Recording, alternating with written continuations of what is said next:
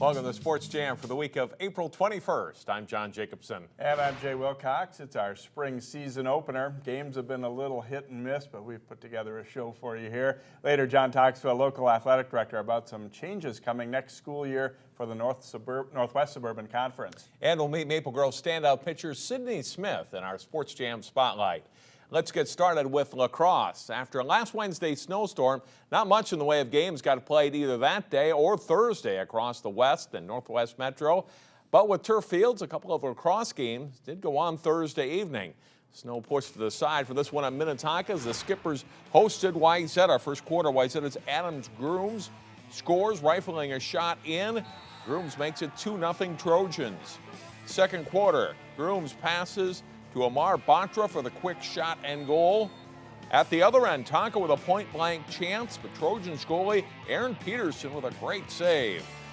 Brian Mahood has a big game for Wayzata. He ducks a defender here and scores. The Trojans lead 5-0 at halftime. Third quarter, Mahood takes the pass from Charlie Shermack and fires a quick shot, and that goal gives him a hat trick. A strong performance by Wayzata. They win at 9-3. Trojans also beat Orono last week. In 2011, Benilde St. Margaret's won the state boys lacrosse championship. Last season, it was Eden Prairie taking home the first place hardware. Last week, the Red Knights hosted the defending state champions in the season opener for both teams. Eden Prairie in black. Nice passing play by Benilde. Michael Lamb to Gibson Rainey, who feeds Michael Naughton for the shot and goal. The Red Knights take a 2-1 lead after the first quarter. Benilde goalie Jeremy Pastor makes several big stops, including this one on Sean Patterson. But Eden Prairie played a strong second quarter. J.D. Spielman bounces a shot in, and the Eagles take a 4-3 lead into halftime.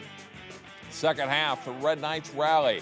Griffin Ayland to Lamb, who scores, and then is cross-checked. That goal ties the game at 4. Later in the third quarter, it's Lamb from behind the Eden Prairie net coming up front, sneaking his shot past the Eagles goalie, and Benilde is up 6-4. Back come the Eagles, though. Just over 3 minutes to go in the game. Nick Lieberman passes to Nick Perkins. Nice goal by the junior attack, and the game is tied 7-7. Just 30 seconds later, Benilde gets the game-winning goal. Lamb passes to Ayland for the game-winning goal. A nice win for Benilde. They beat Eden Prairie 8-7. Red Knights play at Blake Thursday. Armstrong's girls lacrosse team is coming off their first ever state tournament appearance. The Falcons got all they could handle and more when they hosted the 4-time defending state champions from Blake. Down 2-0, the Falcons' Mari Verbatim passes to Haley Holdall. This one is in for a goal, and it's 2-1. Blake's Adelaide Winton takes the pass and goes high with the shot into the Falcons' net, and the Bears go up 4-1. Still in the first half, and the Bears are ringing up the goals. Ann Slusser passes to Winton for the goal, and Blake leads it 11-2. Armstrong gets a good start to the second half. Verbatim to Holdall once again. This makes it an 11-3 game. Then Verbatim takes one herself, spinning inside and beating the Blake goalie with the shot here. But Blake has too much for Armstrong in this one. Olivia Nolan scores off the pass from Winton. The Bears beat the Falcons 16-7. Armstrong's boys lacrosse team under new head coach Luke Gellerman facing his alma mater, Cooper. The Falcons' Lucas Rudenberg beats the defender and bounces a shot in, and it's quickly 3-0 Armstrong. Micah Ness caps the first quarter scoring with this goal. Armstrong leads 7-0 after 1. Nice play by the Falcons' Marshall Winget, knocking the ball loose and then picking it up. He goes in alone and scores for the Falcons' 9th goal of the night. Just a few seconds later, Will O'Hara races in and bangs a shot in off the turf. It's 10-0 Armstrong. Jonah Borowick bounces off a check and feeds Jordan Maximek, who scores another Armstrong goal. O'Hara will take this one himself, weaving through the defense to score. Armstrong goes on to blank Cooper in this one, 23-0. Most of the high school seniors going on to play Division I or II athletics sign their college letters of intent in the fall or winter, depending on their sport. The start of the NCAA spring signing period was last week. Several athletes announced their college choices, although some were not to athletic scholarship programs. A total of 5 students at Cooper High School, 4 from the Hawks girls basketball team and 1 from football, made their college choices official before family and friends. Maple Grove senior Zach Adkins, a 4-year varsity player for the Crimson boys tennis team, is headed to Augustana College in Sioux Falls next year. He was the lone student to sign at Maple Grove, while just down the road at Osseo, 3 athletes, 2 in lacrosse and 1 in baseball, signed their letters of intent. We talked to a few of the seniors last week about their future schools. I like how it's close to home. They're definitely a really good baseball program. I like their facilities. I know a lot of people going there. I know they're a really good program. Been to the World Series a couple years now in the past few years. I kind of want to be part of a winning program. That's what they are. Well, I definitely wanted to stay in Minnesota, and I wanted to go the D2 route, so I kind of narrowed down my options, and Southwest just ended up on the top of that list. I talked to the Luther coach actually more than the Augustana coach, but Augustana it's a good place. It's in Sioux Falls, you know, and Augustana is like a good balance for me. Congratulations, Jay, to all of those signees. Yeah, it's interesting too how they find their schools and how the schools find them. Yeah. Nice matches for some of those players to go on and play. Some in state, some out of state, but definitely an exciting week. Next up on Sports Jam's spring season opener, highlights from the baseball and softball diamonds, plus boys tennis.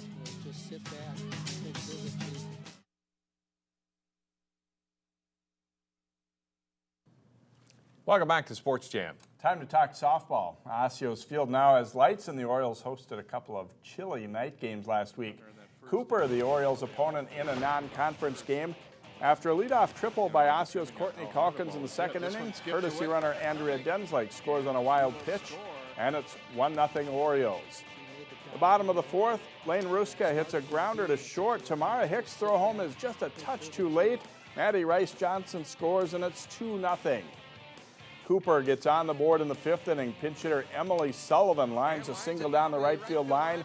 Judy Bruner scores from second, and it's a 2-1 ball game. But that's as close as the Hawks get. Calkins strikes out 11 for Osseo, including 3 in the 7th inning as Osseo beats Cooper 3-1. It was a fun way to close it out for Calkins. Yeah, for sure. It feels really good, especially when you're out there. You have trust in your teammates, and so you know they're there to back you up all the time. So it's just throw your game, and it's good to go. We let go of our mistakes, and we came back, and we did have a little down inning, but then we came back and we scored some more runs. After placing 4th in the state tournament last spring, Maple Grove's softball team is off to a strong start. The Crimson hosting Anoka in the bottom of the 4th. Megan Mulcrone cracks a solo homer to left field. This makes it 3-0 Crimson. And pitcher Sydney Smith takes care of the rest. She gives up 1 run, and Maple Grove beats Anoka 3-1. And we will meet Sydney Smith coming up later in our Sports Jam Spotlight. Armstrong's baseball team has a lot of new faces this spring. The Falcons hosted Blaine in their second game of the season early last week. Top of the 3rd inning of this one, Nick Caldine of Blaine with a sharp grounder. That goes for an error. Chris Novak scores, and the Bengals take a 2-1 lead. But Armstrong comes up with a big 4th inning. Jay Norgard with a single to right. John Nelson and Josh Thorpe both score, and it's 3-2 Armstrong. Still in the 4th inning, Mike Arnos lays down a bunt. The throw to first gets away. Lucas Wenzel scores, and it's a 4-2 game. Troy Olette is up next. He gets the bunt sign. He'll lay down a good one. Another bad throw to first base brings home another run. It's Arnos scoring 4 runs for Armstrong in the inning. In the 5th, the Falcons looking to add to their lead. Thorpe with a single in the left. Zach Riggs scores, and the Falcons lead it 6-2. The Bengals get as close as 6-4 in the 6th inning. Falcons pitcher Matt Bachmeyer gets out of a jam by striking out Kyle Hamby. Armstrong wins 6-4. The Falcons and Osseo were snowed out last Thursday. Also in Northwest Suburban Conference baseball, Champlin Park scored a big early season win at Maple Grove. Rebels blanked the Crimson 8-0. Brandon Rushmeyer throws a complete game shutout, scattering 6 hits. Trevor Kaminsky drove in 2 runs for the 2-0 Rebels. John, we haven't seen a ton of baseball yet, but some early signs looking good for Champlain Park, certainly, and Park Center, I think, is another team that has some possibilities this year. They've already had a couple of big wins as well, and obviously a lot can happen between now and June, but those are two teams that, you know, would have to say so far so good. Both of them have a lot of seniors that have had success in the past. Park Center with a new head coach, but it seems that nothing seems to have changed for them. They had a pretty good year last year and off to a good start in Champlain Park, just in 2 games so far. But 2-0, they think they've got the pitching depth that's going to keep them going for a while this year. While every outdoor game was postponed last Wednesday, there was no snow indoors. Osseo's PI Division adapted softball team hosted Anoka Hennepin. Highlights from this one: second inning, Kai Francis with a hit for the Mustangs, scoring Jordan Peshong, and they are just getting started. Fourth inning, Amanda Whalen with an RBI hit up the middle, scoring a run. That makes it 11-0. Fifth inning, Ben Schmitz with a base hit, bring home Hannah France for a 13-1 Mustangs lead. Bottom of the fifth, nice rip by Osseo's Taryn Van Lawrence, but the leaping catch by shortstop Joey Mannion ends the game. It's Anoka Hennepin winning 14-1 in 5 innings. Like many teams, the Park Center boys tennis team had a couple of matches postponed by weather last week. The Pirates did get a competitive match in against Anoka on a blustery day. Kamaya Laka serves for Park Center in the number 3 singles match against Josh Gable. They trade shots, and then Laka's cross-court backhander is too tough to return here. He wins 6-1, 6-love for the Pirates. At second singles, Park Center's Alex Philibong is in the far court against Noah Jellum. Philibong gets the volley winner and wins in straight sets. At first singles, Charles Tao serves for Park Center and comes into the net, but Anoka's Pat Gallagher with a nice forehand passing shot down the line. Gallagher wins 6-love, 6-love. To number 1 doubles, Park Center's Patrick Andreessen and Bryant Rocky take the point with a strong return, but Mark Schatza and Sam Skoglund pull out a 3-set win for Anoka, and the Tornadoes take a 4-3 win over the Pirates. Let's hope for a mostly dry week for tennis and all of our spring teams. Talking about rain later in the week, so hopefully that'll hold off. We will see. Straight ahead here on Sports Jam, meet a dominant pitcher for the Maple Grove softball team. That's next in our Sports Jam Spotlight.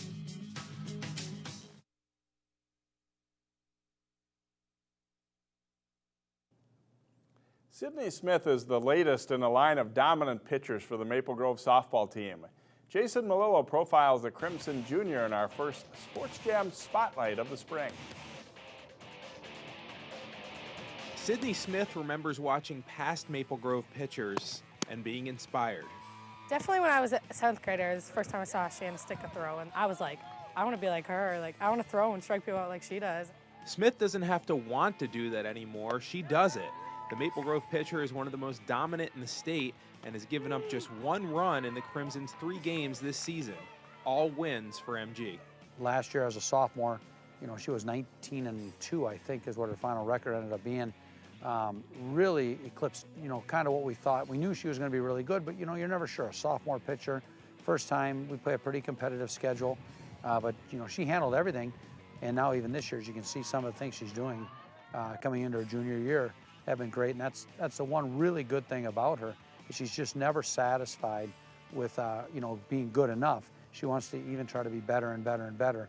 Jordan Mock might be the best power hitter in high school softball this spring, and she's also been Smith's catcher since Smith's freshman year.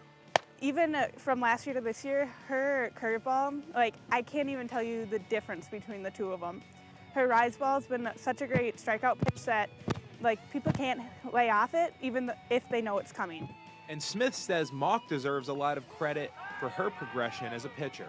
It always helps to have a good catcher behind the plate because she does a lot of calling herself, which a lot of people don't see, and she's very smart. Like, without her, most of the strikeouts I don't think we would get because she frames really well, and she talks to umps. She's good with umps, which helps so much. Big-time colleges took notice of Smith several years ago, and she made a quick decision to accept a scholarship from LSU. The Tigers are a perennial power in Division I softball. You know, they definitely saw the potential. I mean, I think they saw that, you know, she was going to be a strong kid in the program, or as she kept going, I guess. She's going to be a strong kid as they kept going. But I also think her personality kind of sells people because she's just a really outgoing kid, friendly. Everybody seems to really like being around her and talking with her. And she seems super comfortable with who she is. the coaches and everything, they fit my personality and my, like, they're like a family, and I want that when I go to college, to be like a part of a family. And the coach is also a pitching coach, which helps me because I'll be with her all the time. When Smith gets to Baton Rouge, her days of April snowstorms and playing games in 35-degree weather will be over. But right now, Smith steps into the circle focused on leading the Crimson to a state title. Jason Melillo, 12 Sports. Thanks, Jason. Smith and the unbeaten Crimson have 3 games scheduled for this week. Up next, changes are coming to the Northwest Suburban Conference. John has that in a moment, but first, here's our Plays of the Week from the spring.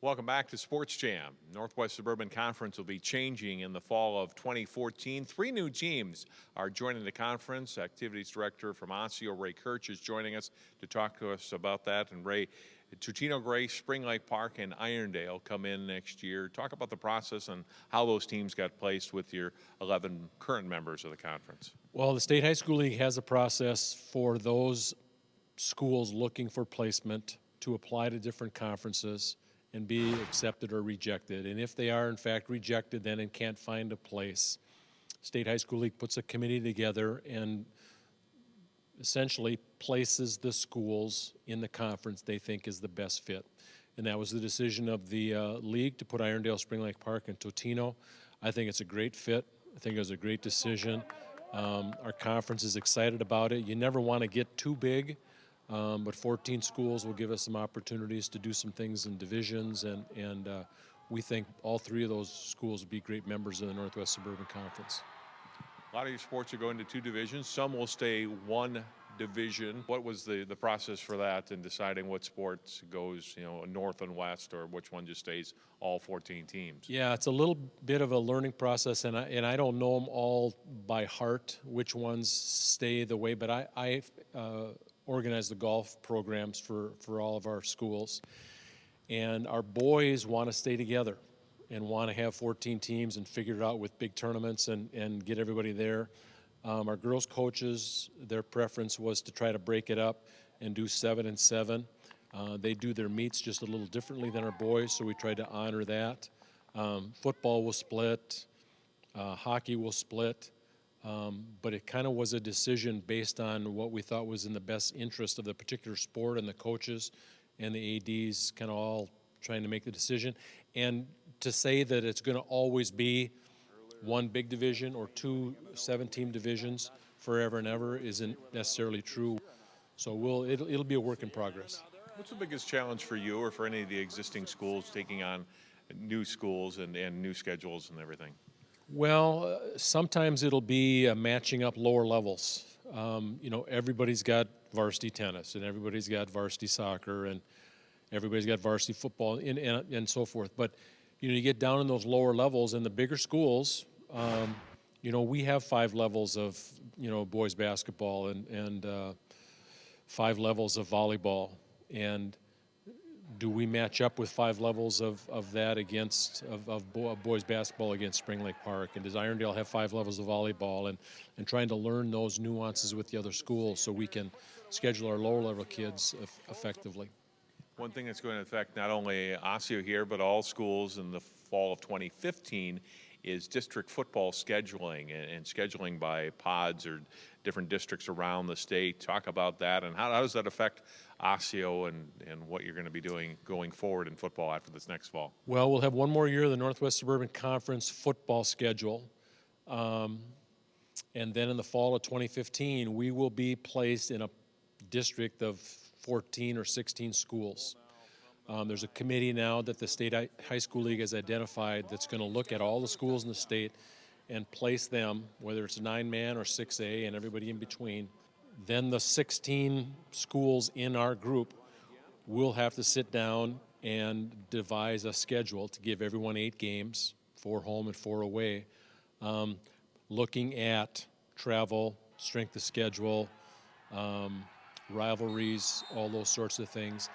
Ray, thanks for your time. You're welcome. Thank you. Ray Kirch, Activities Director here at Osseo High School. We'll take a break and come back and wrap up Sports Jam after this timeout.